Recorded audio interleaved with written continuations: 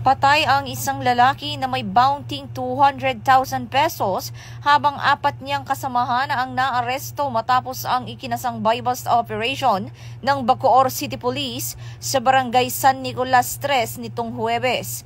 Kinilala ang nasawi na si alias Marlon na may mga kasong frustrated homicide, carnapping at sangkot umano sa mga serye ng pagnanakaw sa Cavite.